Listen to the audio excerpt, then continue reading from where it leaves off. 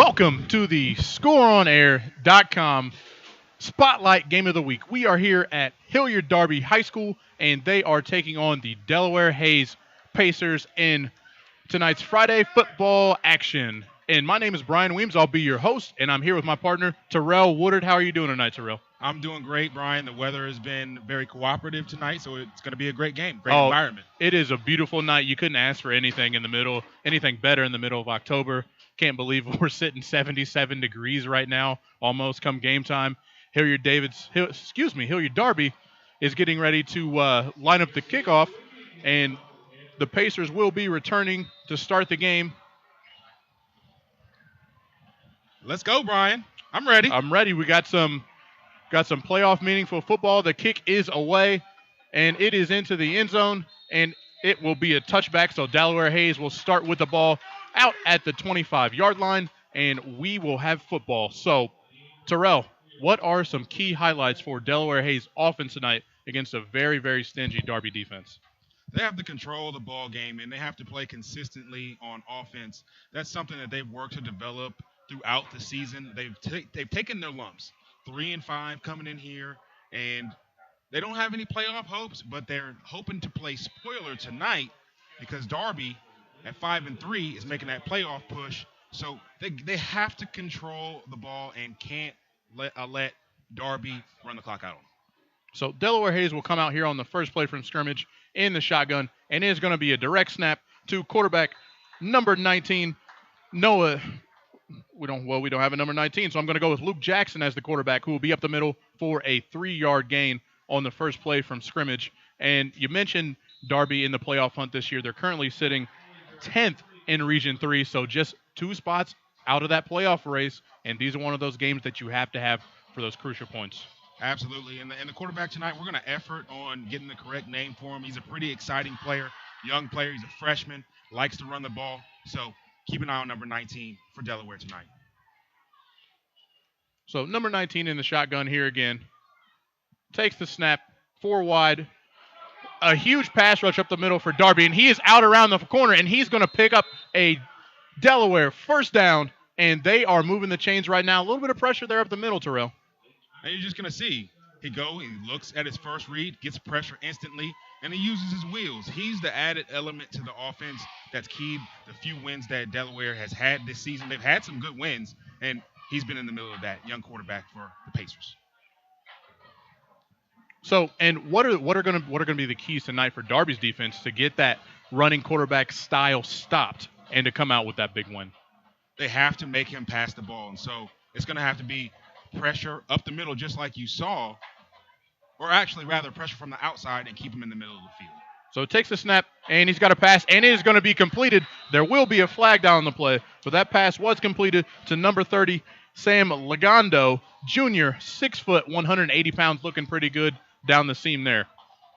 As we're going to see here, again, no pressure from the outside, a clean pocket for this young quarterback to throw the football. A great start coming out tonight, even though it was a penalty on that play. But this is the type of start that the Pacers were looking for tonight against this playoff hopeful Darby Panthers football team. Absolutely. So looks like there was a hold on the play, so it's going to be 1st and 15 for Delaware as they come back out. They're going to be in the shotgun, 3 wide to the left and 1 wide receiver to the right. 2 in the shotgun. Offense is ready. And he takes the snap. He looks back, and a lot of pressure in his face, but he takes off again. And a great tackle out there for Darby on the outside, not allowing him to get back to the original line of scrimmage. And that was number 12 out there on the tackle, one of our key players tonight, Ian Coverstone. Ian Coverstone's a great player, slot back, defensive back, senior leader here on senior night for Darby. And so he's going to be big in terms of limiting the quarterback running game, but still a great start to this game for the Pacers. They're building some confidence and mounting a great drive coming out here in the first quarter. And excuse me, that was Hayden Vroom on the tackle, but Ian Coverstone needed to be talked about as we had not had a chance to preface him, as he does have 38 tackles on the season, 278 rushing yards, so he is one of their key players. And there's going to be an encroachment on the defense, so Delaware will move the ball a little bit closer, and they're going to be getting a 2nd and 8 here. So it's going to be a bunch formation to the right, 2 receivers, 1 tight end, in the backfield, H-back position. Quarterback once again in the shotgun, and he's going to take the snap, and he's going to fumble it a little bit, but he's going to recover, and he's going to be off to the races. He's got a big gain, makes one man miss, and he's out in the open field. And another great play there by number 19 as he picks up a 12-yard gain, and they're brought down by number 12, Ian Coverstone. On this play, you have to give it to the wide receivers blocking downfield. And you see there, everyone's picking up a man. There's pursuit by the Darby defense, but too much speed and a little bit too much elusiveness. Pacers moving the chains here early. Yeah, Pacers offense looking very good so far against a very good Darby defense, as we already mentioned. So going to be very interesting to see how they make adjustments throughout this game to try and corral that quarterback run game. So quarterback under center for the first time tonight in that typical option formation. He's going to keep it around the end in a quarterback sweep, and he's going to pick up 2 yards on the run. So a different look there for Delaware. And definitely, they run a multiple offenses. You're going to see a lot of different looks. Around the goal line, they like to run that power, but you see the veer option on this play. And so as the season has gone on, they've been able to expand the playbook and they have a stable of quarterbacks. He's taken over as the primary starter coming in here. And so you're going to see just a lot of different looks from the Pacers tonight. And one thing that I've noticed already, Terrell, is a lot of missed tackles for Darby already on this first drive. So that's one thing that I know that Coach Stangate's going to want to get short up here through the rest of the game, because when you're playing against one of those running quarterbacks, as you know, getting him to the ground is key. So going to be 2nd and 8 here. Hayes in the shotgun, going to take the snap, and he's going to break another tackle, and he's going to have a nice gain out to the 46-yard line. And it looks like that was number 14, Isaiah Moore, on the carry on the direct snap. It's the keeper there. Kept it. It was a nice fake by the quarterback, faking us out here in the booth. And moving the team, advancing into Hilliard Darby territory, so threatening early. Here, the Pacers are doing a great job. Pacers going to be here in the shotgun again. 3 out to the left, 1 to the right, 1 running back in the backfield. Takes the snap, and a lot of pressure, and a huge hit there, but a catch and a reception for a Hayes first down. Blaine McCormick getting out there, making his first catch of the night. And Blaine McCormick, you'll see him here. He is the primary playmaker at slot back. You're going to see him. They're going to go to him a lot. He's able to get open. He runs just an out route. Lined up on a safety, taking advantage. Great read by the quarterback. Completion for the first down. But I don't know that Darby's going to be too upset, as you see Donta Ashcraft with a huge hit on the quarterback there, and that's one thing that they're going to be looking to do. So first down, shotgun snap, and another pass completion, and this pass game's looking pretty good so far. That was out to Sam Lagondo once again for about a 5-yard gain, and Delaware again, the Pacers still moving that football. Absolutely, and this is uncharacteristic of the play from the Darby defense. You see a lot of players around the ball, but no one close enough to make a play. So we'll see what kind of adjustments they make as Delaware advances into the red zone. So quarterback under center one more time here in that classic veer look. Running back in motion. It's going to be a quarterback keeper, a spin, and he is going to be brought down immediately by Darby. And that was Tommy Clark in on the tackle. That is going to be his first tackle on the night. And he's another one of those players to watch out, as he has 53 tackles on the season. You see the motion, great ball handling, and a great decision. Well, it was the only decision he had to make, but cuts it upfield and gets a couple, so showing some toughness, sticking his head in there and running up the middle. So Hayes comes out again, going to be in another shotgun look, going to have that bunch formation to the left and 2 wide to the right.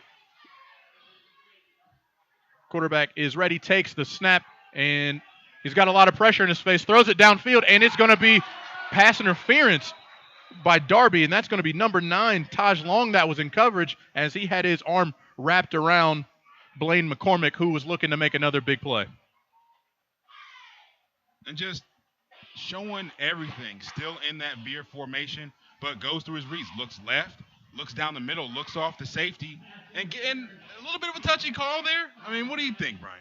Well, from what I'm looking at, and just going by NFL rules, that's what everything is graded on. He had his arm around his back, and as you know, you cannot turn the wide receiver But, yeah, tough call there. But there were, and one thing that I saw in that play, though, Terrell, a couple other wide open wide receivers as well. Uncharacteristic of this Panther defense. So Hayes here in the shotgun again, going to have that bunch formation out to the left, 2 to the right. Quarterback takes the snap, and he's got it's the same exact play that they just run. Completion of number 14, and he's going to be down to about the 5-yard line. That is Isaiah Moore with his first catch on the night. And so we're going to see freshman quarterback number 19, Blake Island, making the plays here, spreading things around. He's shown himself as a running threat. He's found several different receivers on this drive. I got to tell you, watched a lot of tape of the Pacers this week. This is the best drive I've seen them put together all season. So Delaware down in the red zone now. Island under center. Going to be a quarterback keeper again. He's going to move his way through, and he's going to be brought down by a few Panthers there. Number 25, Tommy Clark, in on the stop again, joined with some of his buddies, and it's going to be a short game. And finally, the Darby defense is able to change the line of scrimmage and exert their will on this football team. And it took until their backs were up against the wall, but maybe that's what it's going to take to wake these guys up here on senior night for this crowd who's ready to see a dominant victory. Absolutely. So now we go with the shotgun look in the red zone. So going to be interesting to see what they call here with Island and the shotgun one more time. 4 wide. He takes the snap. He rolls to the right. Got a lot of space. And it's going to be picked off. And they're going to be down at the 4-yard line, and that's Ian Coverstone with a huge play on defense. Baiting these guys, I mean, it's what it seems like, just giving them that sense of false confidence. You see on this rollout, it cuts half of the field off with this rollout. And so Ian Coverstone was able to just jump right on it. He knows where he's going. There's no one else that he could have been throwing it to. Makes a great ball. He anticipated there, and he believed what he saw, made the interception, Brian. Great play. So you see a senior making a very senior play on senior night. So we got a theme. We got a theme. So that's Ian Coverstone making a huge play. So Darby offense going to come out. Quarterback under center. Coverstone in motion. And he's going to go ahead and he's going to hand it off to the running back. And they're going to push up. And the whistle's going to be blown. It looks like it's going to be a gain of 3 for the Darby offense. This is what we're going to see all night. It's the triple option offense from the Panthers. And will the Pacers defense be able to hold up a key player? And you'll see here on the tackle, big number 40 there, 6'1", 268 pounds. He's a pretty good looking player at defensive end for the Pacers. It's going to be a big load on him tonight to stop that running game. So Darby here under center again. Coverstone in motion. Going to be a quarterback keeper. He's going to be around the end, and he's going to be close to a first down. Looks like the referees have it marked. And that on the carry, that was sophomore quarterback Jake Stoltz. Jake Stoltz, he hasn't thrown too many passes this season. He completed 11 passes last week, which is a lot for this particular offense. I don't anticipate that tonight. Just keeping it on the ground and grinding everything out. So the classic Hilliard under center option look here for Stoltz in the offense. He's going to hand it off, and it's going to be a stop for no gain as Delaware Hayes defense looking pretty solid in the run early. Absolutely, and this has been the mark of the Pacers defense all season. They have one standout, and you see him there, just tossing off blockers. A pretty big kid, great player at defensive end, but they play defense by committee, and they have a swarming, group tackling defense, and that's what you're going to see here tonight against Darby. So Stoltz under center one more time, Coverstone, and he's going to hand it off. He's going to keep it, and he's going to rumble into the secondary, and he's going to be down for a huge first down on a gain of 14 yards, and Stoltz running that option, looking very comfortable in it in only his second year. And again, the Pacers defense is going to have to be disciplined. They're going to have to play gap sound because you have to understand, read your keys. The linebackers are going to be the difference tonight for the Pacers. So Stoltz under center. He's going to keep it, and he's going to be out for about a 6-yard gain as they're starting to pound that rock, doing what Hilliard Darby does for Delaware Hayes. You just talked about it. reading those keys, what do you do to stop the quarterback run, though, Terrell? You just have to understand that on each play, which linebacker is assigned to each player. You know, if you have the quarterback, stay on the quarterback no matter what he does. If you have the running back, stay on the running back no matter what he does. You can't get caught up in the wash. You have to believe, and you have to play with your eyes and with your hands. So Stoltz under center. Going to hand it off to Oliveira again, and there's going to be a penalty flag down, as it's going to be a false start on Darby. So they will march back 5 yards. And I'll tell you what, just taking a look at Stoltz from here, just looking at his numbers, he's not your typical option quarterback. We're talking about a kid, a sophomore that's 6'4", 168 pounds. So he's a load, especially when he gets that forward lean coming right behind that guard. And he's a difference maker in the Darby running game, and you're going to see it as it progresses tonight, where they'll just lull the defense to sleep, fullback handoff, halfback toss, and then there goes Stoltz. So Stoltz under center, and he's going to throw the sweep, and that's going to be number 42, Jalen Benjamin, around the edge, and he's going to pick up about 6 yards, and they're going to be close to a first down, so it's going to be a short third down here for Darby. So going to be an interesting call when you talk about these option offenses. What do they do on third down? They do the same thing that they normally do when you have slot receivers and star players like you see here, number 12, Ian Coverstone, out there leading the way, blocking for the running back on the halfback toss. This is going to be more of the same. Options. Well, they got a lot of options on offense, a lot of good players for Darby. So Coverstone going to be in motion, and Stoltz is going to carry it. He's going to be across the marker, and it is going to be another Darby first down, as there's some hand fighting between a Hayes and a Darby player. But nevertheless, Stoltz for another first down, as he's already starting to rack up the yards tonight. And it's just like you mentioned earlier. He is a load when he gets that forward lean. What are we going to do on third down and short? Give it to this guy and let him lean on some guys. Good call, Brian. So offensive line already looking good. So Darby going to come out. It's going to be first down, and it's going to be at the 46-yard line. Coverstone in motion. He's going to get the sweep from Stoltz. He's going to be around the edge, and he's going to have a nice gain for about 4 yards, and they're going to be out to the 50-yard line. So first time Darby is in Hayes territory tonight, Terrell. And they're a threat, particularly as soon as they cross the 50. The offense changes a little bit. You might see a pass or two now that they have crossed the 50-yard line and they know that they can play field position. The defense already made a big play on the goal line, so they're very confident. It's a big couple of set of downs for the Pacers defense here to make a stop. So we do have a player down for Delaware Hayes. We will give you that number when we have it. But, Terrell, I feel like we just got here, and there's only a minute and 41 seconds left in the first quarter already. It has flown by. That first drive was pretty time-consuming by the Pacers. And so things are rolling along. Again, like I talked about, this is the off, and we both talked about, you said the classic Hilliard running the option. And you can't let them control the clock, and that's what the Pacers are setting out to do tonight. Yeah, and going to be tough for them all night. I can tell you that, as Darby is a well-oiled machine, as they usually are in their program. Coach Stangate's got to be very happy with the team that they fielded this year. As Stoltz, he fakes it, and he's going to flip it back to Benjamin. He's going to be around the corner, and a great tackle out there to save a first down for Hayes, and that was Addison Harvey with his first tackle of the night on number 42. And you just see this, the whole defense gets sucked inside. I thought he had a lot of room to run, but you see just covering lots of ground. That's Ryan Denball, I think. And he's a big-time playmaker on the Pacers defense, number 26. Thank you. Yeah. Ryan Denball. Yes. He covered a lot of ground there, so no time to dawdle as Stoltz has it. And he's going to be close to another first down, and it's going to bring up fourth down as we're going to get a measurement here, I do believe, but another straightforward gain there for number 16.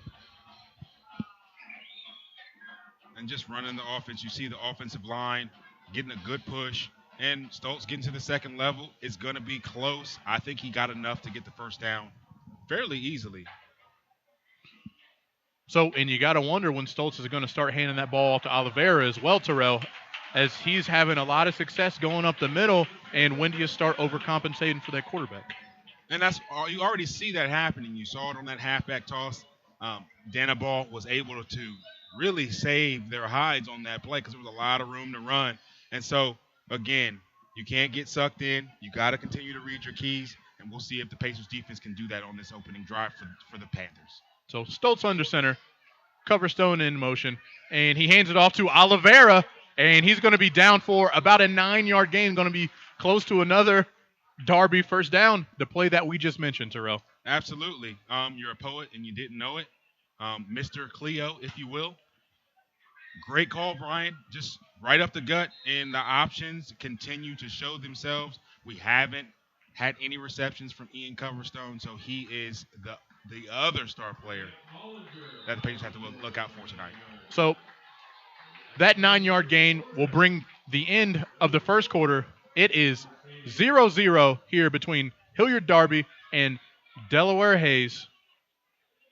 And it's a great offensive show already, as both teams have moved the ball from deep in their own territory. This drive for Darby started back at the 4-yard line, and Delaware Hayes drove the ball all the way from the 20 down to the 2. So we are going to go ahead and take a break as we are between quarters, and we will be right back with the ScoreOnAir.com Game of the Week.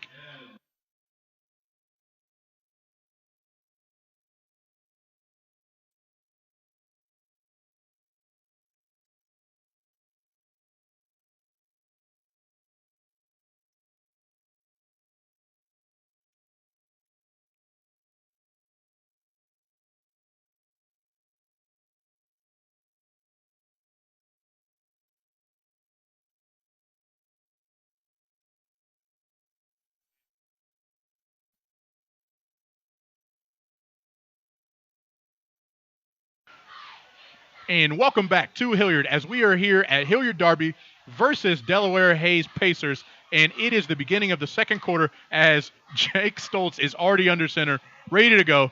Coverstone in motion. He's going to flip it to Coverstone. Coverstone has plenty of room to rumble, and he breaks one tackle, and he's through another down to the 15-yard line, and a huge gain for Hilliard Darby, as that is the first time they've been able to pitch it to Coverstone coming around the edge. And that's true. We haven't had him get his hands on the ball, but it's money time. Entering the red zone, Coverstone. But you see the great lead block out there by number 42, Jalen Benjamin. He's also going to be a threat coming around in motion. So the options continue to multiply for the Darby offense. So Stoltz under center here one more time. Going to be first down from the 15-yard line. He's going to hand it off to number 44, Oliveira. He's going to rumble. He's going to stumble. And he's going to be in for a Hilliard Darby touchdown. And we talked about how many times when they were going to start going to that. That's the second time we've seen it since they crossed the 50-yard line, and a big run there for number 44. And you just see here a great job by the offensive line cutting down the backside. Stoltz had a couple of options here. He could have pitched it, handed it off inside. I think either player had a good chance to score on that play. Kudos to the offensive line, controlling the backside and cutting down the pursuit. Extra points good.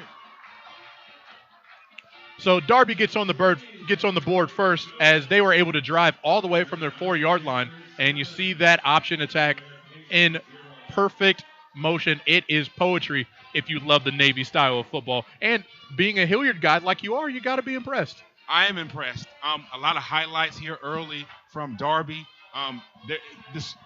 Despite what people think, this can be an exciting offense to watch if you know what you're looking at. And so a great run by Oliveira there. It's going to be tough sledding. We'll see how the Pacers offense can respond. Young freshman Blake Island, he's got to come out and forget about that interception in the red zone, because, again, that's the type of thing that can hurt your confidence throughout the game. They had an opportunity to come in here and take the lead on the road, and hopes and dreams dashed in an instant. And I want to give a shout-out to the center, number 50, Scott Hartline, for a huge block on that running play for Oliveira. In this option offense, you got to give a lot of credit to the offensive line. So I thought it was worth mentioning him. So Blake Sawicki here for the kickoff for Darby. Too deep to the right side, and the kick is up, and it is away, and it will be returnable. And one tackle miss, and a huge block there. They're going to call that back for a block in the back. And that's a tough call to accept, but that was number 10, Blake McCormick, with a very good return as he makes number 2, Donta Ashcraft, who was one of the best tacklers on this team with 47 tackles missing the open field. So impressive running by McCormick, but going to be brought back. There's a couple blocks in the back that could have been called. The first one was on number 6, Oscar Radia. They didn't call that one. The second one had to call it, and the entire crowd saw it. So going to be the second drive here. Start of the second quarter, 11:20 left to go. And number 19, Island, he's like you mentioned, he's a freshman, and this is going to be a very tough situation for him. What do you expect the Delaware coaching staff to do to get his confidence back going down deep in their territory? They've thrown him into the fire early. They trust him, and they have the offensive line has a lot of confidence. They like to block for him because he does make plays. And so I don't expect him to do anything different here.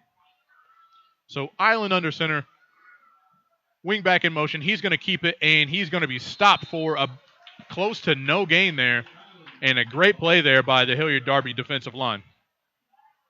And that's one thing that you do experience sometimes with a freshman quarterback, particularly running the option, is that, again, the decision making. And he could have made some different decisions there. He's going to grow. This is a great test for him, and he's definitely going to grow as a football player. He's had some success earlier tonight. I think if he just focuses on that, just remembers the good things, he'll be fine. And Bobby Lewis was the Hilliard Darby Panther in on the tackle. So Island here in the shotgun are going to have that bunch formation to the right. He's going to pass it, and he's going to have a completion out to the right side for about a 7-yard gain, and that is number 25 with the reception. Good old Chase Osborne. Or Christian. I'm going to go with Laquan Banks Christian on that catch. It is Laquan Banks Christian. I did see some tape on him. He hasn't had a lot of carries. He plays bigger than he is, only 5'8", and you can see it there. There's some taller offensive linemen. But he's an impressive back, young back for the Pacers. Good to see him getting involved early. So a big third down here, deep in their own territory for Delaware Hayes. Island in the shotgun, 2 wide to the left. Takes the snap, and he has a lot of pressure being chased down from behind, and he's going to be close to a first down here.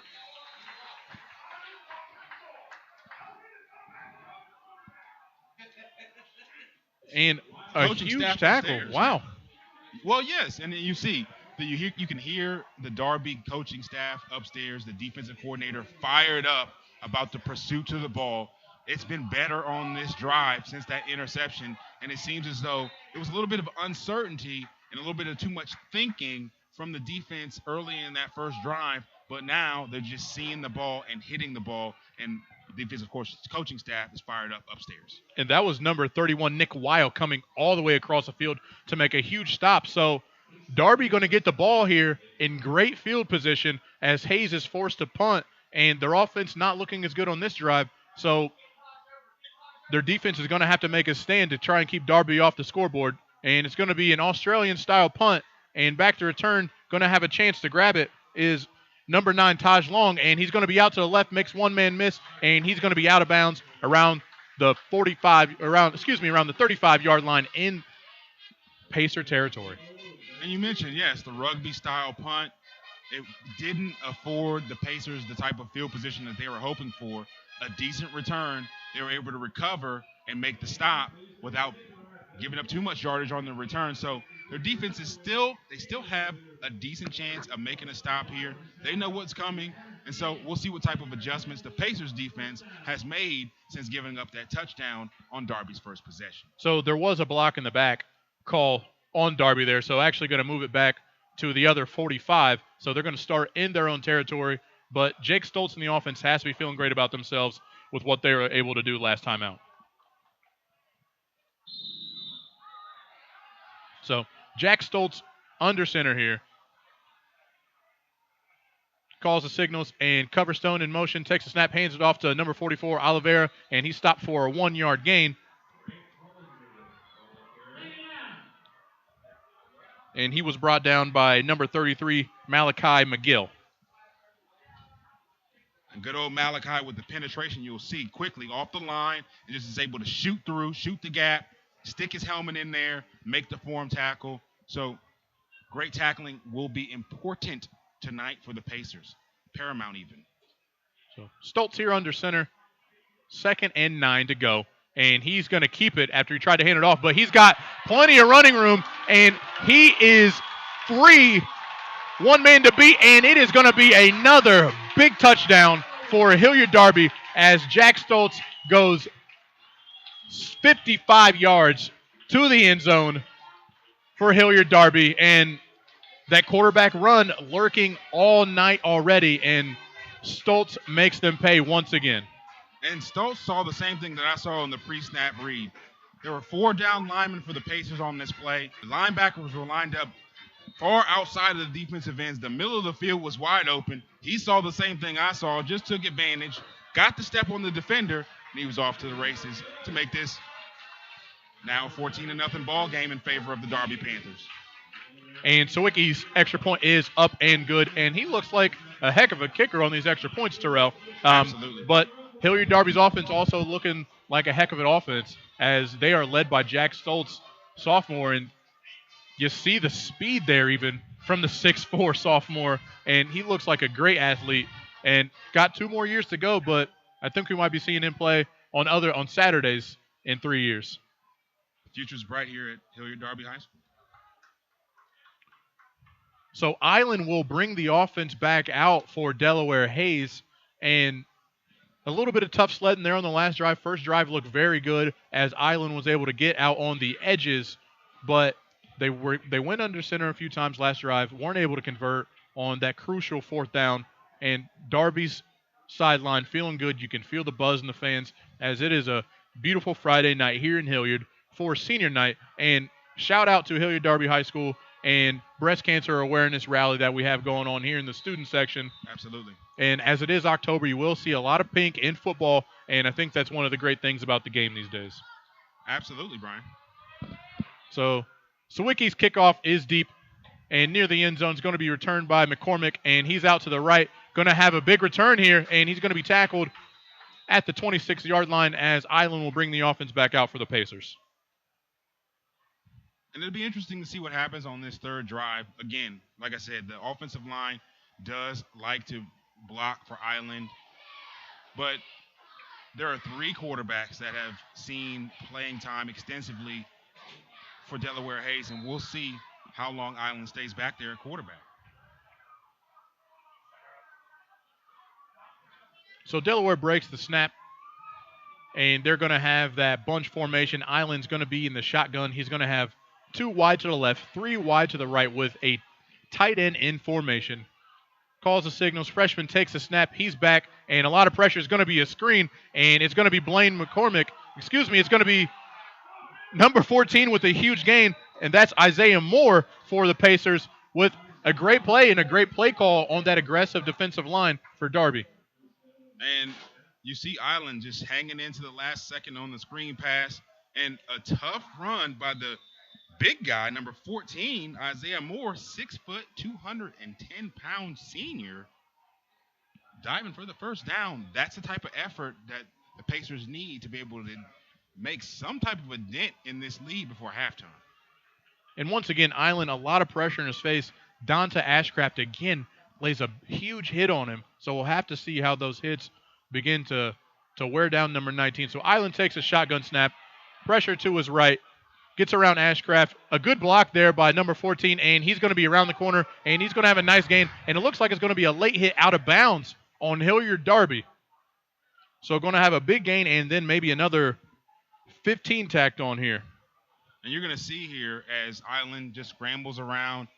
He doesn't run to throw. He runs more to run. On this one, it looks like he was trying to buy time, ran out of space, but then coming in here late, there's the block in the back by number 26. Either Addison Harvey or Ryan Dennebaugh. They both wear the same number.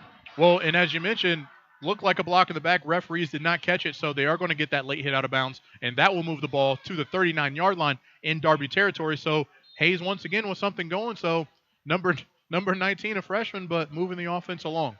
And that's why they like him, Brian. So Island here in the shotgun, one receiver in motion, takes the snap, and he's got, it's dropped there by number 44, Oliveira, who is playing linebacker. So another one of those great two-way players for Hilliard Darby.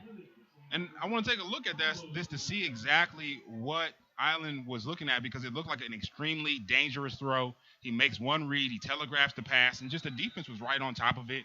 The peel off of the coverage, it wasn't double coverage initially, but when you telegraph it, the entire stadium knows we're going to throw the ball. So maybe just going through your reads a little bit more for the young freshman, some lessons he's going to learn Yeah. tonight. And Tommy Clark in there on the coverage as well. So Island in the shotgun. Oh, hands it off to number 25, and that's going to be Christian Banks. He's going to be around the edge for about a 5-yard gain, and he's going to be out of bounds as the clock stops with 7 minutes and 1 second left here in the second quarter. And you'll see the multiple offense taking advantage of Island's running ability. That's going to hold the defense, and that's why you like to run these plays in the midst of your more conventional pro-style offense that you have the weapons to be able to execute. And so this is a nice response by the Pacers offense. We'll see if they can capitalize as the field kind of shrinks when they get into the red zone. So Island under center again here in the Veer offense. He's going to go in motion. Oh, and he picks his spots. Le'Veon Bell type run, but a huge tackle there to corral him and keep him from getting that first down is number 25. Once again, Tommy Clark making his 4th tackle on the night. Tommy Clark all over the place. And Island, though, you see the reason why they like him and why, as a freshman, he's starting for them because he just makes positive gains. He's an elusive runner. He has good vision and a little bit of shake to him, and he's tough. And so he just keeps the offense out of negative yardage plays, which, when you're a young quarterback, is very important. So it's going to be 4th down. Delaware Hayes going for it from the 35-yard line. Island takes a snap, pressure from Ashcraft behind him, scoots out of it. Another good block and a flag on a play as Island goes down. He's going to be brought down by the linebacking core who was able to come up. Looks like number 44, Oliveira, on the sack and joined by his partner from the linebacking core, number 31, Nick Weil again. And just quick pressure, penetration by the Darby defense on 4th down, had their ears pinned back, weren't looking for the run in any way, knowing that the young freshman is going to drop back to pass, a little gun shy. And so it's a great call by the Darby defensive coordinator to call the blitz on that play. And looking at that play, I can see why Ashcraft is one of the leading tacklers here for Darby, as he has been a handful already tonight in the run game and also in the pass game as well, putting pressure on number 19 all night. He's a little slow to get off the field, but he looks like he's going to be okay. But I know that he'll be back in the game. So, well, it's still going to be 4th down. I didn't exactly see what the call was, but Pacers going to have the ball. And face mask. Okay, so it was a face mask on Hilliard Darby. Did not get the first down. It was of the 5-yard variety. So Hayes going to have another chance here. Island in the shotgun, to the left, to the right. He's got a wide receiver open, and it's going to be close. And it's going to be no gain. And he's going to be brought down by Nick Weil again, who comes over from his linebacker spot to make another impactful play for the Panthers. Absolutely. It was a great play by the Panthers defense, but maybe a little bit of impatience here by Island. You see number 25. It was a combination route coming off. Both backs lined up in a bunch formation and ran a combination route. One ran an out pattern, the other ran a shallow cross across the middle, and he had the guy wide open. He just didn't see him, Brian. So Jack Stoltz in the Darby offense going to come out one more time as they have a 14-0 lead with 5 minutes here to go. And he's going to hand it up. He's going to pitch it to number 42, Benjamin. He's going to be around the left side, and it looks like he's going to be close to a first down. We'll see where the referees mark him. But that pitch coming from the other side, just like we saw Coverstone on the touchdown. Absolutely. And like I said, he's lining up in that veer position. This is just a student body left. Everybody, let's go and get out there and get some blocks and get our running backs onto the outside, onto the edges, and just trying to turn it up and extend this lead and march on into the playoffs. So Stoltz will have a short 2nd and 2 here as he comes up under center in that typical Hilliard Darby formation.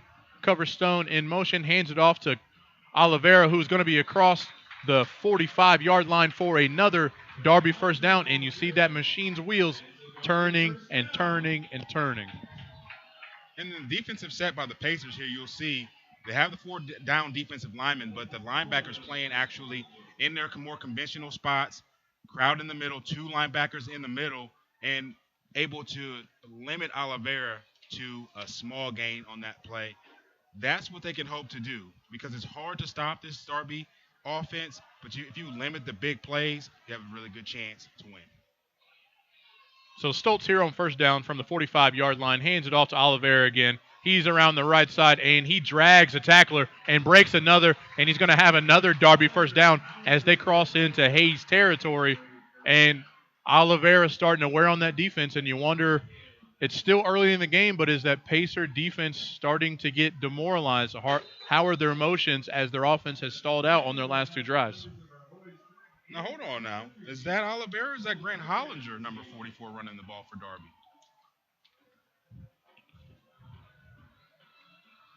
That's a tremendous question, Terrell. We'll listen for the right. call.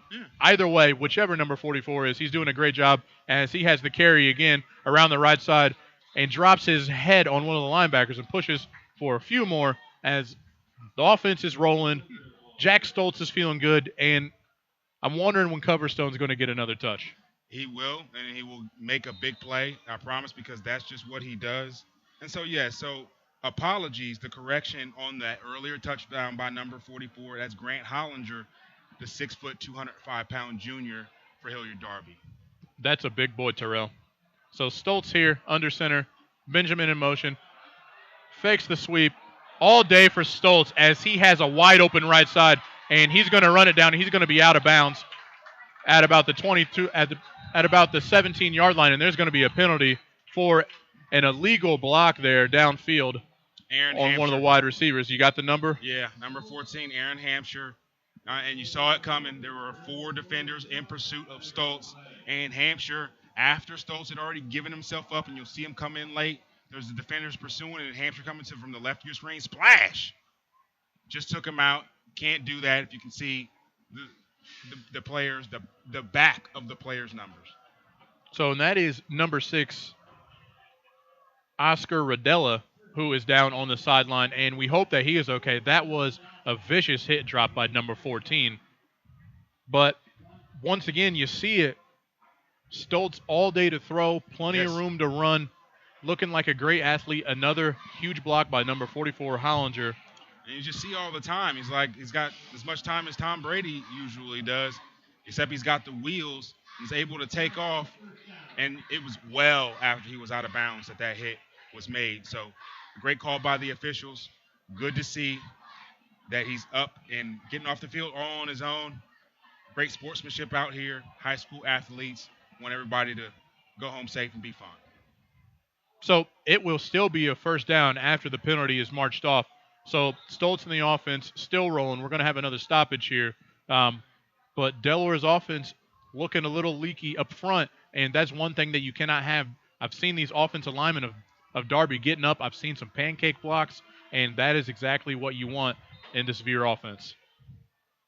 So Jack Stoltz under center one more time. Going to have Coverstone in motion. He goes back to the left, and he's going to hand it off to Benjamin on a counter, and he's got plenty of room, and he's going to be down to the 11-yard line on a huge run for Darby again as they bust it with the counter the first time that we've seen that play tonight. And you do. And you see here the contained man walking up number 2, Josiah Nagel, and a great move just to make a miss in the hole that leads to a big gain. When that force guy when he misses, it breaks down the entire defense. And so just a great job by the running back of making a guy miss in the phone booth there. And number 77, Michael Browning, with a good block there to spring him. And going to have a sweep. It's going to be off to Hollinger again, and he's going to rumble down for another 5-yard gain as he continues to chunk yardage every carry. And don't be surprised if you see big number 44 leap over defenders, because these Pacers defenders are tired of getting run over, and you see them going low and double team, a high-low on that one. So they're definitely keyed in on number 44, but it's going to be tough because when you're looking at him going inside, then you got Mr. Outside, and there's several of those. Number 12, Ian Coverstone being one of them. So Darby was 2nd and 4 here in the red zone. He's going to pitch it to Benjamin, and he's going to be out, and it's going to be a loss of, it looks, about 1 yard as Delaware Hayes ready for the sweep on that play. And you just see it here. Offensive line, a zone blocking scheme, pushed everyone one way. A block in the back there. The officials did not see it, but hey, as time runs down, because we're getting close here to halftime, Darby wants to take a 21-0 lead. And the first time that we get to mention big number 40, Mekhi Smith. 6 foot, 265 pounds, making a big play. As Stoltz is through the middle, and he's going to have a first down, and the ball is going to be down at about the 1 yard line as Darby inching ever closer to the end zone, and a huge lead going into halftime. And no carries just yet for my other favorite name in the OCC, Canyon Uphouse, number 26. Not sure what's going on with him today, but I was looking forward to hearing his name. That's a heck of a name, Brian. Absolutely. So Stoltz breaks the huddle as the offense is looking good again. Going to have Oliveira, the fullback, right behind him. Cover Stone in motion. And Jack Stoltz is going to be stood up, and he's going to lose a yard. And that was a big play there by Hayes, and that was number 8, Cale Gannon, on the play. And just, you see the defensive line absolutely able to get some penetration and letting those linebackers shoot the gaps. And there you go. He's just fine. Back out there making plays. Oscar Radia. He's back, baby. That was Ben Cochran actually making the play. So we got 2 wrong names. Got the correct name. Got linebacker there. Got it. So Stoltz Stoltz under center. He's going to carry it into the end zone again for his second touchdown of the night as the Darby machine continues to roll. So under a minute here in the second quarter, Darby with a 20-0 lead as Sawicki's extra point is pending.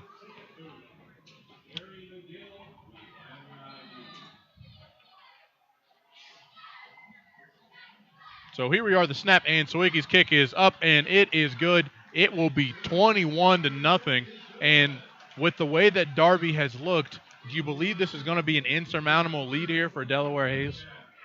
Insurmountable is a word that I have trouble spelling, and the Pacers shouldn't learn how to spell it either. It's an entire half of football to go. They still have an opportunity here. They've had some positive drives. It's just about finishing.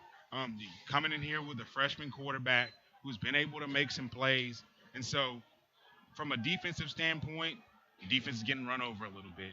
So the offense right now, they understand they got to put up some points. And they do have the ability to do so once they can get their passing game going. And biggest thing about this 21-0 lead, and we're nearing halftime, is that Darby's going to get the football back when we come back out. So another big story as Island needs to put points on the board here on this drive, and we got a good look there at Stoltz as he walked around the sideline. A lot of congratulations there from his brothers in black, and he's got this offense rolling, and he looks like he's ready to go play at Navy. He does. And we'll see now. Coming back for the Pacers, when they get the ball back, we'll see if the coaches try to just run out the clock and just go to halftime, which, like you said, might not be the best move because Darby gets the ball back. We'll see what the freshman Island can do in the 2-minute drill, understanding that the middle of the field is off limits at this time. Even though you do have some timeouts, you want to use the sidelines. And so we'll see where his football IQ and maturity is running this 2-minute drill, depending on what the coaches decide to do. So as we await the kickoff, what conversation is Mike Golden having with his quarterback, Island? Oh, I think he's pumping him up. I think he's just fine with the way he's played. He's been able to make plays. That's what he does. It's what he's done all season. I think he's just going to encourage him to be himself. And a fake reverse by McCormick, and he's got plenty of room to run as he's got a big return, and he's going to be near the 40-yard line. And a great play there by Darby to stop a touchdown. And we got a Darby Panther down, and it looks like a number 2, Donta Ashcraft again. So hopefully you don't see those injuries start to pile up for him as he's one of their star players. And there's been a few blocks in the back tonight, and I think he might be a victim of another one here. Maybe fell a little bit awkwardly. This is a great play with the fake. And you see the Tiki Barber high and tight carrying the ball. Don't fumble the football. He's been a playmaker for Delaware Hayes all season, and he sets him up with pretty good field position. So, okay, it wasn't a block in the back. He just got the worst of it at the end there, but able to make it off. Looks like it might be some type of a leg, lower body injury. And that was little number 42, Jalen Benjamin, coming in, laying the blow on his own teammate. So might be a little guy, but a lot of power. So Island comes out in the shotgun. Great starting field position as he throws it over the middle, and it's caught by McCormick. He's going to be down for around a 5-yard gain as the offense is trying to hurry up, trying to get in the end zone. We are at 30 seconds left here in the second half. Delaware is going to go ahead and take their first timeout of the game as they try and punch it in the end zone and get a little bit closer here to the Darby Panthers, who have opened up a big lead, 21-0, with 36 seconds remaining in the first half. Absolutely. And like we were talking about, they're going to go ahead and run the 2-minute drill. Coach Mike Golden, he's talking to his offense and saying, hey, look, don't worry about the middle of the field. This is a great coaching opportunity for Mike Golden to say, hey, we might be down 21-0. However, we do have a young freshman quarterback, and this is an opportunity to work in a real game situation on the road against a good team and just see how this offense is able to process the situation and execute in the 2-minute drill, Brian. And on the other side of the football, Coach John Stangate imploring his defense there through the timeout. You can see him talking. One of the things that he impresses on this team is physicality. And when you get in these 2-minute situations with a defense that is built on that, a little over-aggressiveness can be bad. Can be. A little overconfidence can be. You tend to get overconfident when you have a 3-touchdown lead. So there are some opportunities to be had here with 35 seconds to go before halftime. So Island here in the shotgun, 3 wide to the left, 2 out to the right. He takes the snap. A little bit of pressure to the right, and he's going to overthrow it, and it's going to be picked off by Darby. Another big play on defense by number 21, Hayden Vroom, who has 1 interception and 1 huge tackle earlier in the game. So 29 seconds left, and Jack Stoltz in the offense. You expect them to run any plays here to try and get in the end zone one more time, or are they taking it to halftime? I think they're confident just taking it to halftime. You see on this play, the Darby defense rushing only 4. Great coaching, because in the secondary, particularly the safeties, they understand stay deeper than the deepest, and the ball just came right to them. So Stoltz going to be here under center as we expect. Going to have 3 running backs in the formation, cover Stone in motion, and they're going to run that counter that we saw in the last touchdown. Oh, my. And that looked to be a cowboy collar, but no call on Benjamin as he was dragged down from behind by Delaware Hayes. A dangerous-looking play, Terrell. It did, and it might have gotten the flowing locks coming out of the back, which you can grab a player's hair and tackle him by the hair, and it is not considered a horse collar. Let's take a look at it here. Ooh, no, that was the jersey grab there by number 40, who we mentioned earlier. So we are going to go ahead and head to halftime, and it is Hilliard Darby all over Delaware Hayes, 21-0. Jack Stoltz and the boys looking good for the Panthers, and the freshman quarterback for Delaware Hayes a little discouraged, but I think that they're going to continue to fight as we see them trying to move the ball, and they've had some success, but the more experienced Hilliard Darby team has looked the better team so far. Absolutely. So it's going to be interesting to see what Coach Mike Golden talks about at halftime, what type of adjustments that they make. Again, he's going to impart to them. This is a 3-touchdown deficit, but we have the ability to pass the football. They've been through a lot this season. This isn't an unfamiliar position for them to be in. So they are just going to continue to try to build toward next year and come out strong here in the second half, Ryan. So Jack Stoltz in the offense looking very good. Defense looking good. 2 turnovers there for them. And you wonder, when is Hilliard Darby going to start bringing some guys off the bench, even though they're only up 21. But we're going to go ahead and head to break as it is halftime at Hilliard Darby. Panthers up 21-0 over the Delaware Hayes Pacers. This is the ScoreOnAir.com Game of the Week. We will be back. Broadcasting is evolving, and you can be on the front line. Digital and traditional media jobs are being created daily, and the Columbus campus of the Ohio Media School can help you find your next career. With financial aid and job placement assistance available, the Columbus campus of the Ohio Media School provides instruction from industry experienced veterans like me, ready to share their knowledge of the media broadcasting industry. Contact us today at 614-655-5250 or apply online at beonair.com. The Ohio Media School, media broadcasting trainings.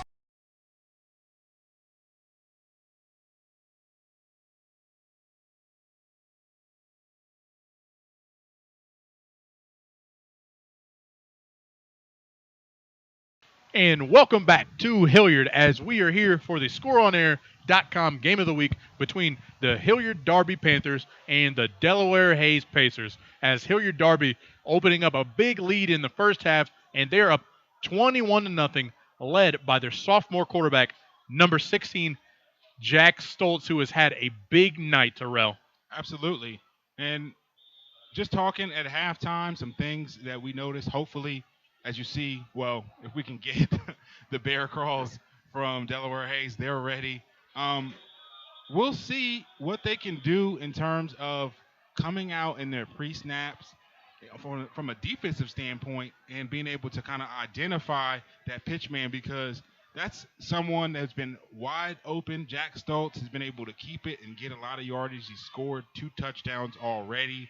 And so the defense is focusing a lot on Jack Stoltz, and it sounds bizarre that they need to focus on the running backs other than number 16. But that's what Delaware has to do, because if they focus too much on Jack Stoltz, this game is going to get out of reach with a quickness.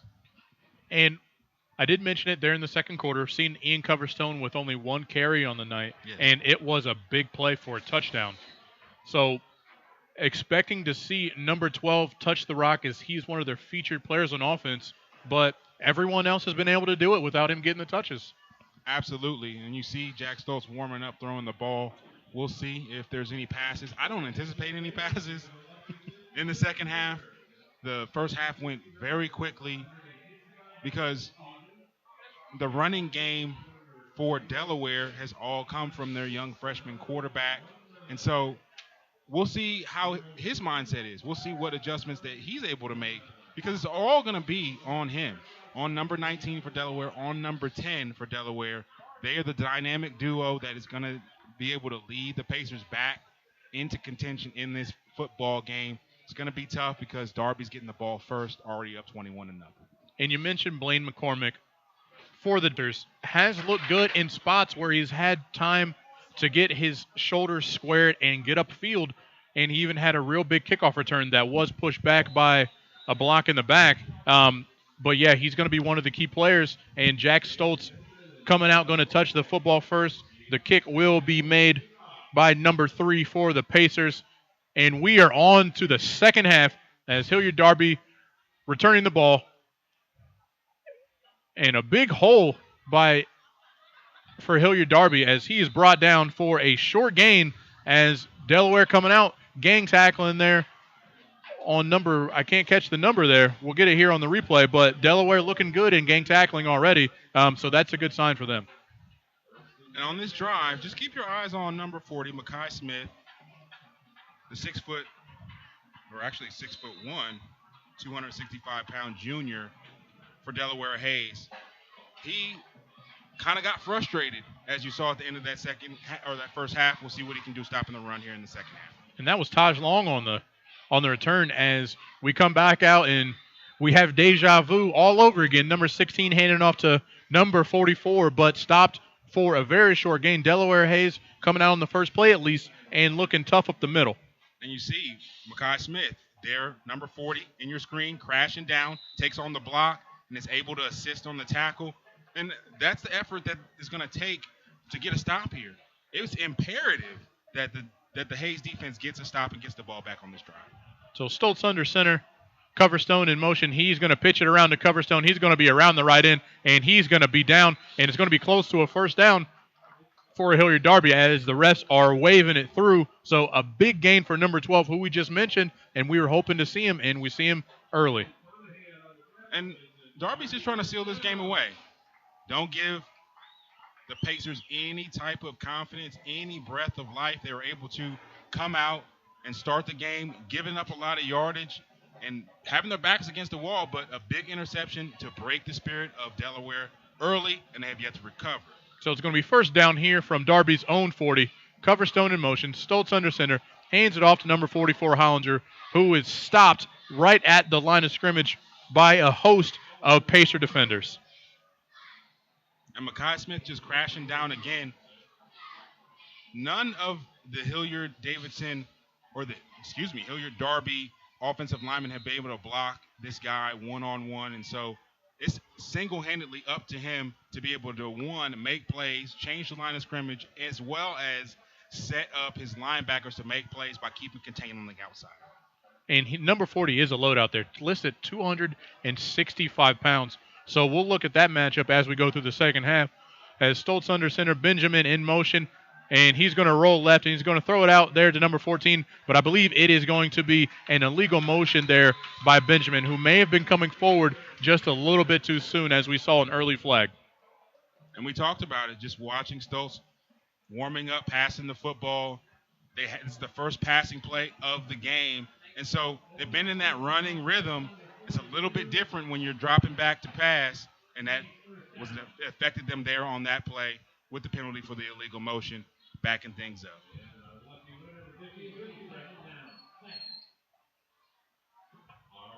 So a little bit of a gift there to the Delaware Hayes defense, who has looked stout up the middle, but still waiting to see. Ian Coverstone had a big gain on the last play on second down, but going to move them back into a 2nd and 13, and it is going to be Stoltz under center again. Going to have Coverstone in motion. He's going to hand it off. Nope, he's going to keep it. He's going to flip it out to Coverstone, who makes one man miss, and he's going to be right about the line of scrimmage again, as it's going to be a 3rd and long here for the Darby Panthers. Mike Golden's excited about the defensive effort here. Is what you want to do against this type of an offense is string everything out. And everybody read their keys, and they were able to string the play out until help was able to arrive, preventing the running back from getting around the corner. Great play by the Hayes defense on that one. So 3rd and 12 here for Darby, and this is the kryptonite of the option offense right here. 3rd and longs is what you want to stay out of, but Jack Stoltz going to try and move his team as we have 2 men in motion at the same time. Going to be a flag as Coverstone and Benjamin. A little bit of miscommunication as that gain by number 16, Jack Stoltz, will be nullified, and they'll move it back even further for a huge 3rd down for the Delaware Hayes Pacer defense. And this is almost kind of what they didn't want to happen, because now it just gives Darby another chance to try to pick up this 1st down after they were able to make the stop, which they desperately need to be able to get back into this ball game. And so another play, another chance for Darby to get a 1st down. We'll see if the Pacers can stand up once again and get the ball back, give their offensive shot. So only 2 flags there in the first half on Darby, too early here on their very first drive in the second half, as Stoltz is going to keep it. He's going to pitch it out to Coverstone, who's going to have a nice gain, but is going to bring up a 3rd and about 7 yards. And we will look to see what Coach Stangate looks to do, as it looks like he's going to send out his punting unit. And one thing that I've noticed, Terrell, as we watch the replay, is that Coach Stangate plays a lot of his starters on special teams. He does. And most of the seniors tonight here on senior night, they're going to be 2-time lettermen. And so he likes to go with his older players because you don't have a lot of 3- and 4-year lettermen on this team. So number 14, Aaron Hampshire, back to punt it away for the Panthers, and 2 returners back for the Pacer offense, as Island will look to come on the field. And a great punt by number 14 and a fair catch, as it will be down at the 19-yard line, where Island and that Pacer offense will come out and look to get something going in the second half. And just the first punt of the game by the Darby punter. He's got some time there. Again, you see Mekhi Smith applying the pressure. So he has adjusted from the frustrations that he experienced, because he was around the ball a lot in the first half, but he's getting to the ball here in the second half, key to making that stop and giving the ball back to his offense. So Island here in the gun, one running back to his right, wide receiver in motion. He's going to hand it off on the jet sweep. And Banks Christian is going to be brought down for a loss, and he looks like he is injured. And that was a huge play by number 21 again for the Darby Panthers. Hayden Vroom in there on another big stop. And this is what we didn't see in the first half, any of this type of jet sweep action from the multiple offense from this Pacers team. But Darby defense all over it, read their keys. They knew what was coming. Were able to shoot the gaps as a group and get there and swarm to the ball. Yeah, can't forget Donta Ashcraft, who we did see get injured at the end of the first half. Great to see him back out there. And I know Coach Stangate is extremely happy to see his defensive leader on the field making big plays again. So Island hands it off to Banks Christian again. He is stopped for looks like what's going to be a 1-yard loss. And that Darby defense looking tough and stout as you expect an option defense to look. Absolutely. But the good news for the Pacers here, you try to hit Darby with a little bit of their own medicine. Just a little bit of a mirror play. This is a look that you see Darby run time in and time out with great success. Just trying to get the running game and trying to take some of the hits off of the young freshman quarterback because he was the entire running game in the first half. So Island here in the shotgun, joined by one running back to his right. Takes the snap and a lot of pressure as Bobby Lewis gets there, and it's going to be picked off by Jack Conley for the Darby Panthers, and the Darby offense will be in prime field position as Jack Stoltz comes out, and he's got to be licking his chops to put another touchdown on the board as we move through the third quarter. And Island with his third interception of the game, under pressure, just kind of throws it up, and that's the second interception. The last two have been similar to that one. A great play by Ian Coverstone in the first one on the goal line, and so we'll see if we see any more of Island here coming out for the rest of the game. So Jack Stoltz with the offense, Coverstone in motion. He's going to toss it out to number 12, and he's going to be strung out, but he's able to cut it back inside, and he's going to have a nice 4-yard gain. But a good play there by number 2, Josiah Nagel, to string that play out. His friends just weren't back on the inside for him. Let's take a look at it here. Offensive line cutting down that backside. And Mekhi Smith, he's just on the backside of that. He's showing he's a little tired there. Doesn't have the juice to be able to give the full effort on that, but he was also trying to keep contained because he has to stay home against an offense like this. Stoltz under center one more time. Coverstone in motion. He's going to fake the pitch, and he's going to roll out to his left. Set and throws, and it is right through the hands of number 6, Frankie Sapaco. And a good-looking pass there from number 16, but number 6 unable to reel it in. And the Darby coaching staff understands that when you get into the Division I state playoffs, running the ball every play is not going to be something that's going to get you to that state championship that you're trying to get to. So taking advantage with a 3-touchdown lead here in the second half, working on some of these passing plays to get these guys up to speed in terms of their receiving core. So Stoltz under center. Got one wide receiver out to the right. Coverstone in motion. Stoltz is going to keep it, and he's going to fall forward for a short gain on third down. That's going to bring up a fourth down. Oh, and a late penalty flag. And we'll see what the call is, but you see number 16 able to fall forward again there, Terrell. And the senior defensive tackle, number 57, Glenn Pauley for Delaware Hayes. Just a little bit of frustration. He's the leader for them. And so you can definitely understand, and we'll try to see what happened there that had everybody tangled up. Just a little bit of extracurricular activity in the pile. And so the things that go on underneath the pile, we don't speak about them because they're unspeakable things. And that was just a little bit of a boil over. The officials always see the second guy. So he was probably poked in the eye or something crazy like that down there in the pile, reacted to it, and penalty cost his team some yardage. Darby a little bit closer to scoring, making this a 3-touchdown lead. And that was big number 77, Michael Browning, on top of him. And he's been blocking those guys all night as this Darby offensive line has been able to power through the defensive line into the secondary. So going to hand it off, going to be Hollinger again, and he's going to have a big gain. He's going to carry some defenders down, and it looks like he's going to be close to a touchdown. He will be down at the half-yard line as Hollinger again on the power, bruising the secondary of the Pacers. And just a little counter trap action. You see the aforementioned Michael Browning, two-time Letterman senior at 5'11", 205 pounds on the offensive line, just coming and pulling. A lot of athleticism from this Darby offensive line, being able to get out and move and get out in front of these runners. So it is going to be first and goal here for Stoltz in the offense as Coverstone goes in motion, and Stoltz hands it off to Hollinger again, but he's going to be stopped for no gain as the defense comes through and makes a huge play there to keep them out of the end zone, and that was Ben Cochran again with his third stop of the night. And again, you see the Hayes defense, they're all key and looking inside. They're looking at the ball. They know what's coming. It's just about being in position to stop it. And again, Mekhi Smith in there, clogging up the middle. He's doing his best effort to keep his Pacers team in this football game. It's going to be tough. He's going to need his teammates. So Stoltz here from the half-yard line again, second and goal as they look to punch it in.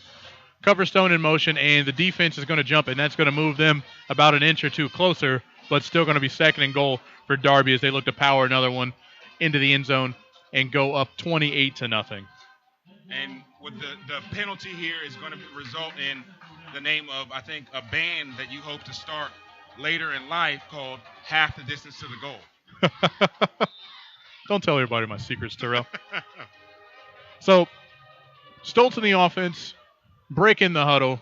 Delaware Hayes defense a little anxious, but you see that aggressiveness coming out for the Pacers as they were able to make a good play on the last one, but a little too anxious on that one. So, going to be a keeper for number 16. He's going to trot into the end zone for his second rushing touchdown of the night for Big Jack Stoltz. Stoltz has 3 touchdowns. This is his third touchdown tonight. I stand corrected. Yeah. Stoltz' third touchdown he had that on the night. 55-yarder. Then here on the other end, he ran one in, and this is number 3 for him. As you see him high step into the end zone, he's feeling pretty good. That might be his last action of the night as Darby goes up 28-0 after converting the extra point. And Sawicki with the aforementioned extra point. So number 16 actually doubling up on his touchdown numbers for the year on the ground already tonight as we still remain 3:44 left in the third quarter, and Darby is all over Delaware Hayes and looking like a playoff team. And I don't know how much the eye test and how do they say it in college football, Terrell? They say the impression points. Oh, yes, style points. Style points. Thank you very much. I was searching. I don't know how much style points play into high school football playoff rankings here in the state of Ohio, but Hilliard Darby is definitely making one of those 8 from Region 3 to get into that golden playoff. As we know, in the great state of Ohio, not everyone has a chance to make it to the playoffs, and it is special for anyone who does have that ability, and Darby looking to make their name known as a lot of other OCC teams remain in the playoffs so far, and they're looking to etch their way into. So here we are with the kick. And we're going to have another kicker out here, and that's going to be number 48, Jack Geischer, with the short kick, and it's going to be returned by number 14, Isaiah Moore, as he is out around the 35-yard line. So Delaware Hayes will bring out the offense one more time, trying to recoup some of those points and get anything going that they can here in the second half. Absolutely, and so it's an interesting matchup tonight with Hilliard Darby and Delaware Hayes. A lot of people don't know. I didn't realize Delaware Hayes is an inaugural member of the OCC, coming in back in 1968. Wow, congratulations to them. It is a much tougher conference to play in, and they are in a pretty tough division with all 3 Hilliard teams as the pass is complete, but it's going to be fumbled, and it's going to be recovered by Hilliard Darby. That's Taj Long, as unfortunately Island able to make a good completion to a wide open receiver, but Pacers going to turn the football over to that powerful offense once again, and we will see Jack Stoltz come out for one more drive as he talks to Coach Stangate before heading out on the field in Delaware Hayes in all kinds of trouble. And just it seems like a seemingly innocent play. but a heck of a recovery. Johnny on the spot by Taj Long there, and a great strip on the tackle. Again, that's coached, where you go in and you attack the ball, and doesn't matter if it's a 28-point lead, still attacking on defense.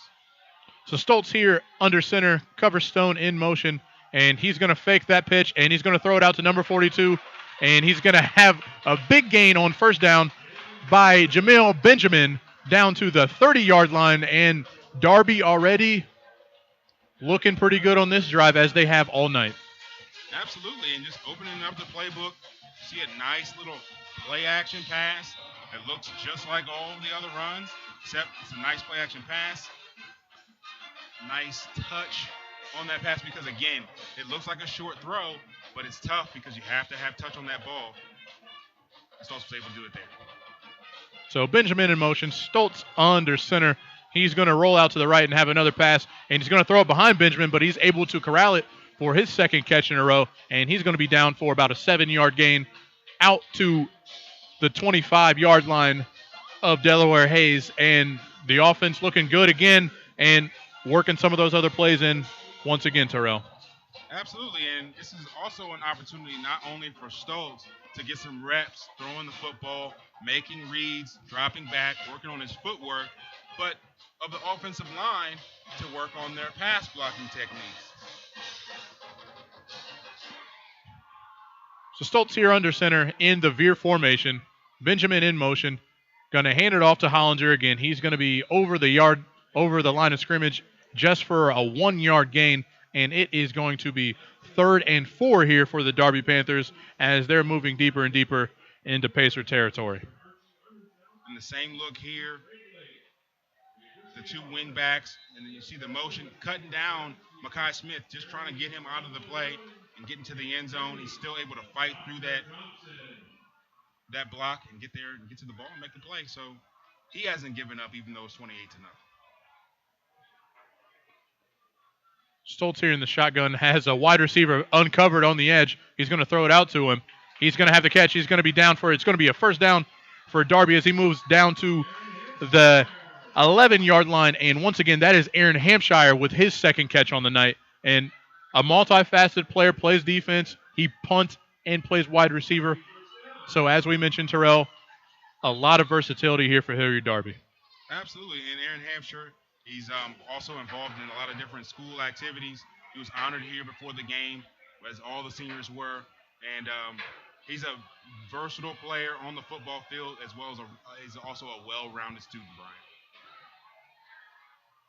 So Schultz brings the offense up to the line of scrimmage. Benjamin in motion one more time. And Stoltz is going to hand it off to big number 44 again as they get that medicine up the middle. And Hollinger with another good gain on first down, inching towards that goal line. It's going to be 2nd and 7 here for Hilliard Darby. And just look at the defensive line getting pushed back on this play and just getting blown off the ball. It's a great job firing off by the Darby offensive line. They're able to show some versatility, run blocking and pass blocking here on this drive. So as we wind down here in the third quarter, Hilliard Darby has a 28-0 lead as Stoltz pitches it out to Benjamin. He's got blockers ahead of him, makes one man miss, and he dives for the end zone, and they're going to call him out of bounds. And it looks like he's going to be marked at the 1-yard line. A tough call there for number 42 is accept as he's looking for his second touchdown on the night. And the middle linebacker, it's just a lot of traffic for the middle linebacker to run sideline to sideline. Defensive back has been making all types of plays. Number 26 for Delaware Hayes, able to save the touchdown there. But the backside pursuit is slowed so much by that motion that there's a lot of room on the outside wherever Darby decides to run the football. So with that run, Jalen Benjamin puts Hilliard Darby in 1st and goal with 23 seconds remaining here in the third quarter as Stoltz brings the offensive line up quickly. And he's ready to snap the ball, and he goes around right on the Tom Brady sneak, and it is going to be another touchdown for number 16, who has been impressive all night. Big 16, Jack Stoltz again, Terrell. 4th touchdown on the night for Jack Stoltz. And you talked about it. He's not necessarily built like your traditional option quarterback. but he still has the ability to run, vision, and a nose for the end zone. We'll see if we see him in the fourth quarter. You think we're going to see him anymore? I don't think that we're going to see number 16 anymore, as Sawicki's extra point is up and good, but starting to see what that option offense can do to you, as the Delaware defense is beginning to wear down here late in the game, as not only does the offense eat up the clock, but they wear that defense down. That is their game plan, right, Terrell? Absolutely, and they've been able to do that. I mean, it all started on that first drive where Hayes came out with a ton of confidence, running a lot of the things that they like to run, their best plays that they've been able to run all season, the plays that their young freshman quarterback, Blake Island, is comfortable with. But Ian Coverstone, the leader on this Darby team, able to make that play and haven't looked back since. Jack Stoltz, he is enjoying a heck of a ball game, his fourth touchdown run tonight, and been able to throw some passes here in the second half. So he's enjoying himself here on senior night, even though he's got a few more years to play, only a sophomore. Yeah, and you can see the leadership from Stoltz down there as he's still talking to his offensive line. And not in celebration mode, but still a little pump up, as maybe telling these guys that, hey, we're not done tonight. We still got a job to do, and we may go back out there for one more drive. And if we don't, great job, big fellas. Absolutely. Take these guys out, buffet busters. They're a svelte and quick and athletic offensive line. They're big eaters nonetheless. Don't let the slim profiles fool you. You heard it first. So there was a penalty after the extra point on Delaware Hayes. So we're going to have a short kickoff from the 45-yard line for Mr. Gersher. And Darby defense going to be looking to come out and make some more big stops, as once again you did question what quarterback we're going to see here for Delaware Hayes, but they're not thinking about that right now. They're thinking about returning this kick, trying to make a big play to get their fans re-energized and their sideline. And I think the clock is just going to go ahead and run out here. So might be switching sides here before the kickoff. Oh, good to get the kickoff. Hopefully they can run it back. A play on special teams is a great way to get back into a ball game, Brian. So McCormick going to let it run through the back of the end zone, and as you mentioned, Terrell, we are now at that new high school football mercy rule, 30 points, so we will have that continuous running clock for the rest of the night. But we're going to go ahead and head to break as we move on to the fourth quarter. It is a 35-0 lead for the Hilliard Darby Panthers over the Delaware Hayes Pacers. This is the ScoreOnAir.com Spotlight Game of the Week. We will be back. Have a passion for broadcasting, sports, or film production? The Ohio Media School is currently enrolling. For more information, visit beonair.com or give us a call at 614-655-5250. That's 614-655-5250.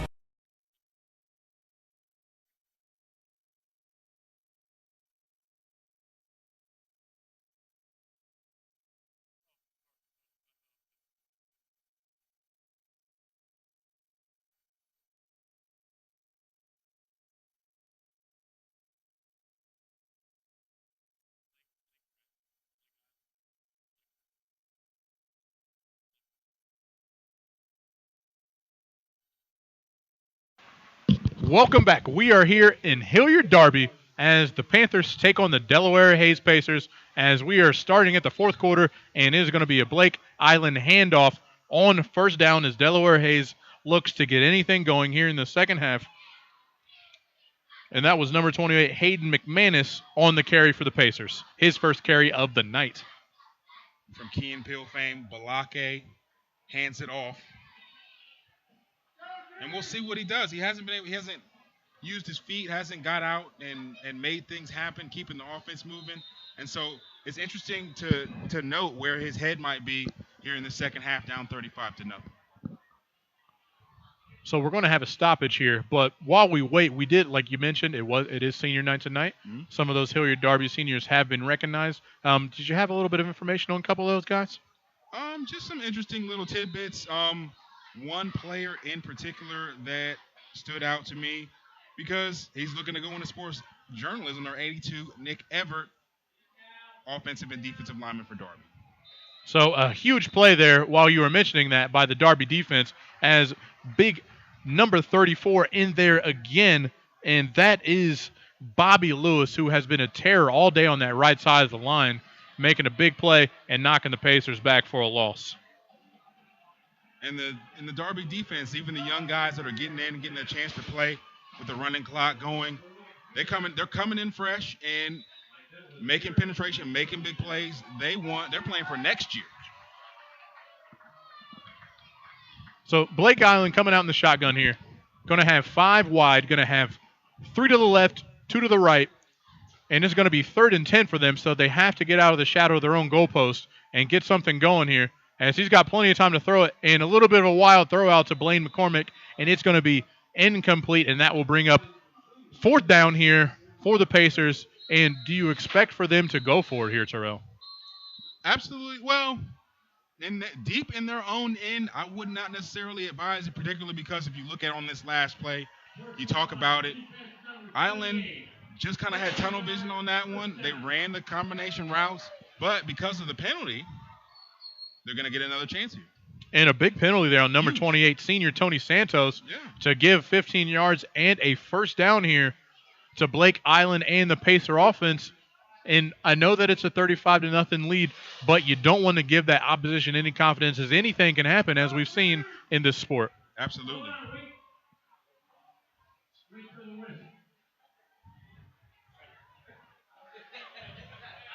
Just waiting for the official to pick up the laundry off the field. He's winding the clock now. So he did have his mic on. We heard a little bit of conversation behind the camera, if you will. So Blake Island takes a shotgun snap, has plenty of time, searching, and he is going to be run out of bounds, and it's going to be no gain there for number 19, as great swarming defense again from that linebacking core of Hilliard Darby. Absolutely, and again, you talk about it. He has a lot of time on this play. Great protection, only rushing 4 from the Panthers, but the pursuit continues to get there, and the effort is there here in the second half as younger players have a chance to get some playing time here in the 4th quarter. They're up 35-0.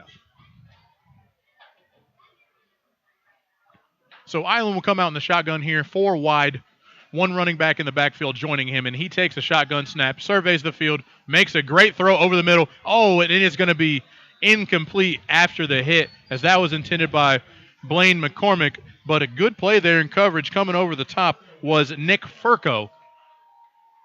And again, you see Island go through his progressions just a little bit better. A 4-man rush from the Panthers, so he had plenty of time, able to lay it in there, but unfortunately, the star receiver not able to come down with that. That's the 2nd or 3rd time that's happened tonight for Island. I hope it doesn't affect his confidence too negatively.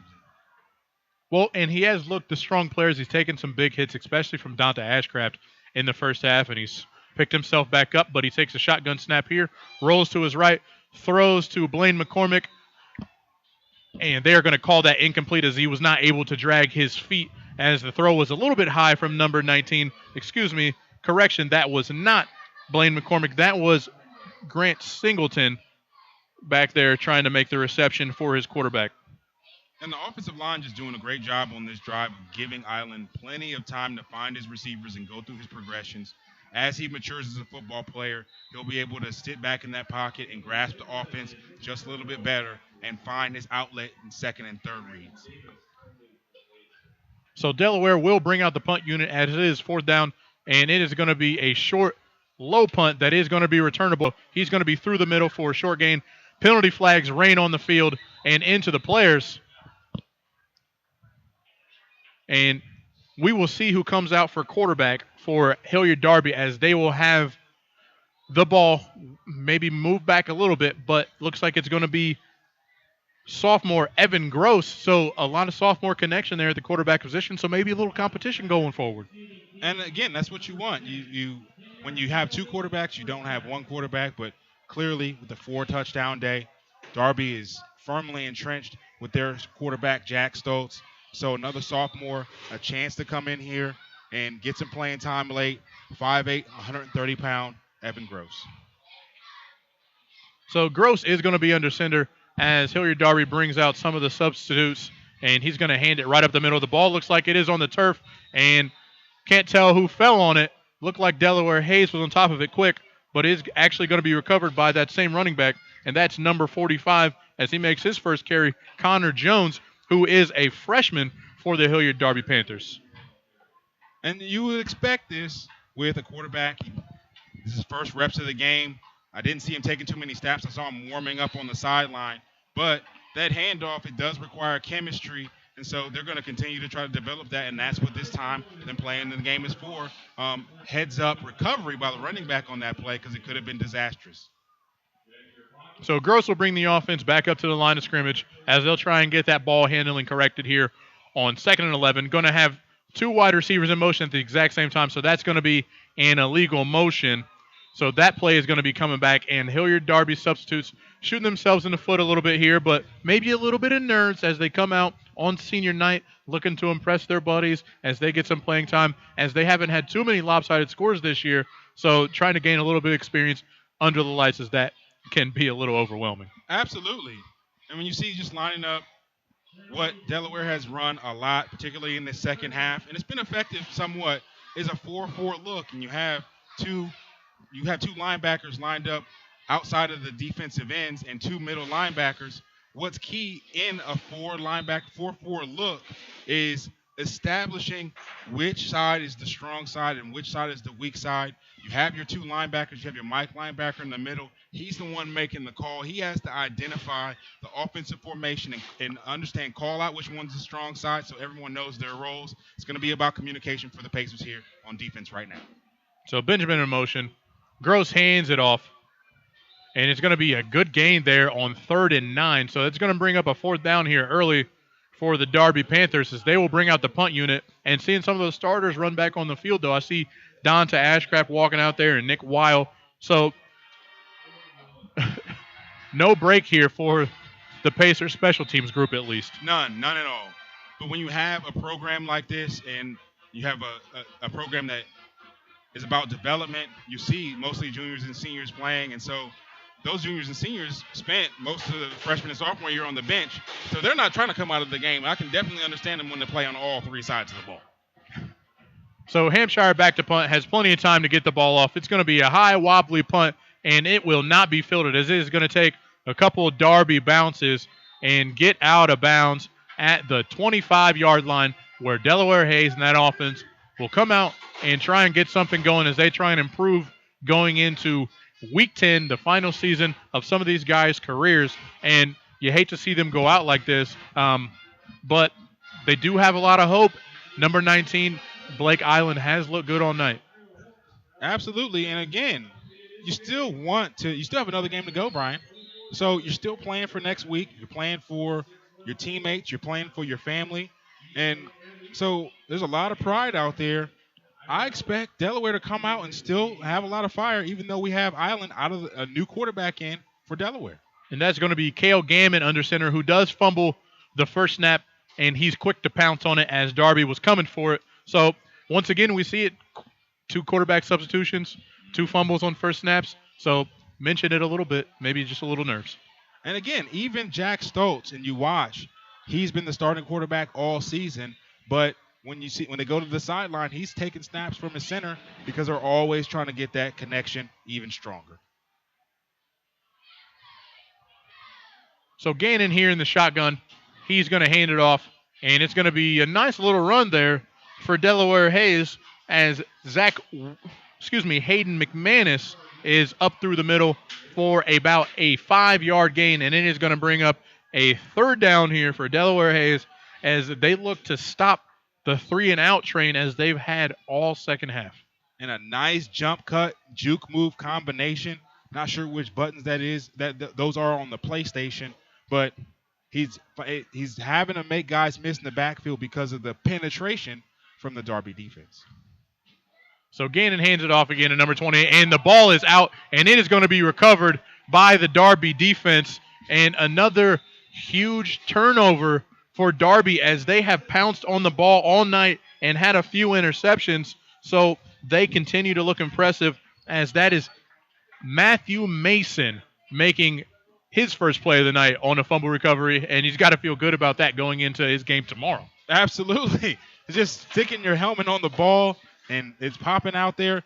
It looks like the running back had it covered up pretty well, but once again, that's coaching. The defensive coordinators coach that and attacking the ball, and that's the second fumble tonight that's been forced, along with the 3 interceptions from this Darby defense. So Grove's going to come back out with the offense as they look to get to work again and improve on their last drive. As we have one running back in motion, he's going to pitch it out. It's going to be a long pitch, and that's going to be strung out and going to be tackled for a 3-yard loss as Hayes there to make the play, and your guy, big number 40 in there. Absolutely, but I want to highlight number 35, the player for Delaware, Hayes, who made the play on this particular down. This is something in terms of tackling that I'd like to see more. He went to wrap up the legs. He went down, got low, waited for his friends to get there. And in terms of how football is played today with the prevalence of head injuries and concussions, that's the type of tackling that you like to see. So Gross and Darby in a quick hole here on 2nd down and 14, as once again they need to improve here a little bit, as there is going to be a delay of game call on Evan Gross and the offense. So they're going to be moving back again, and a little bit of worry here as those starters have come out as we move to 2 minutes left here in the game, and Darby's offense, the backup should I say, not looking as crisp as those first team starters, but still a huge lead, 35-0. Absolutely, but this is big for their maturation, understanding and learning the system, and so they're going to get a lot of good experience out of this and confidence in the event that they're called on as the season continues next game and into the playoffs. So Gross here under center one more time, going to be 2nd and long, and he's going to fake the handoff. He's going to keep it, and he's going to be stopped for a very short gain as Delaware rallies around the football one more time tonight as we move close to 1 minute here left in the game, and it looks like Gross is down, and they will bring out the trainer, so we hope to see that he is okay. And that was a bit of a bizarre exchange. Let's try to see what happened here as Gross gets tackled, tangled up, and thrown down. Looks like he might have just landed on the ball and knocked the wind out. It's hard to see. He looks like he's gripping at his back. But we hope Gross is okay. The same thing is happening when I'm seeing in terms of the Delaware defense. They're really focusing on shutting things down on the inside on that last play. Number 18, Eric Herrera, the running back, was wide open on the pitch. And so even with 111, it's only 35-0. You kind of want to mitigate things and keep things the way they are. Still want to go out there and play and stop every option that Darby has. Well, and you know Coach Stangate wants to get that shutout tonight and move on to Week 10. Oh, yeah. And another big matchup in OCC play. And we talked about the style points. How does that play into the playoff picture for the state of Ohio? But it's all about confidence boosters. How do you continue to move through the season for Hilliard Darby? And like you talked about, getting some experience for these guys who the battle of attrition when you come to playoffs gets a little colder here in the state of Ohio. It does. So some of these guys may need to play. Absolutely. So as they attend to Gross, ready to take a break, Brian? Yeah, so we're going to go ahead and head to break with 1:11 left here in the ScoreOnAir.com Game of the Week. Hilliard Darby leads Delaware Hayes 35-0. We will return.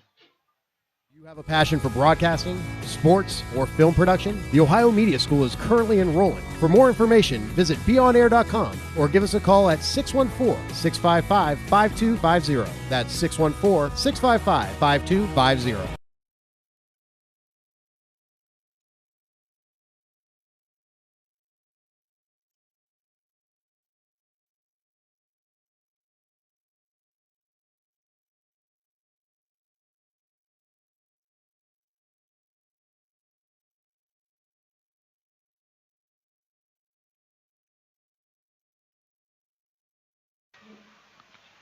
Welcome back to Hilliard Darby, where we have the Panthers leading the Delaware Hayes Pacers 35-0 as we move under 1 minute left in the game.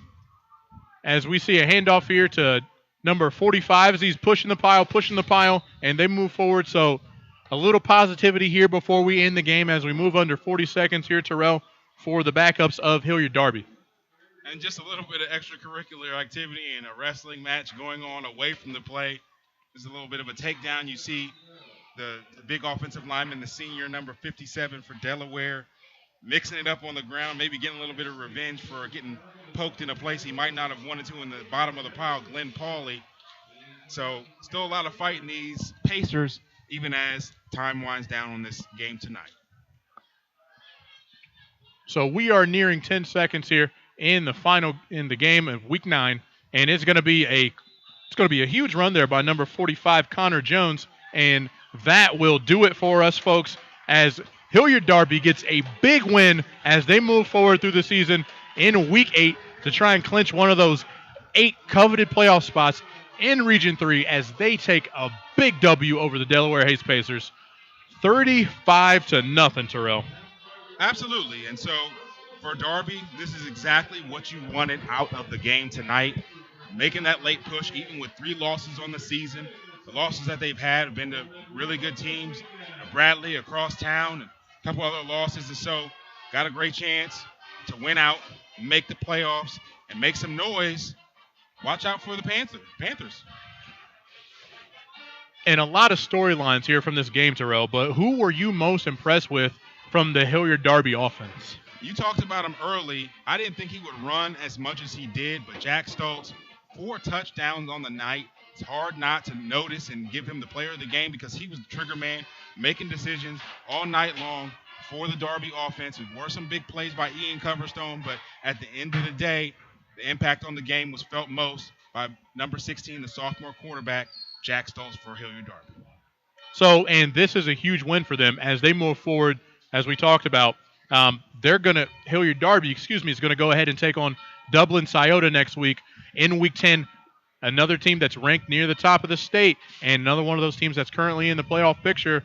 And Delaware Hayes is going to take on Hilliard Bradley, who is one of the best teams in Ohio right now. Number 5 this week in Division I. So, going to be another tough week next week for the Delaware Pacers, and Hilliard Darby needs that one big win to move forward in the playoffs and finish 7-3.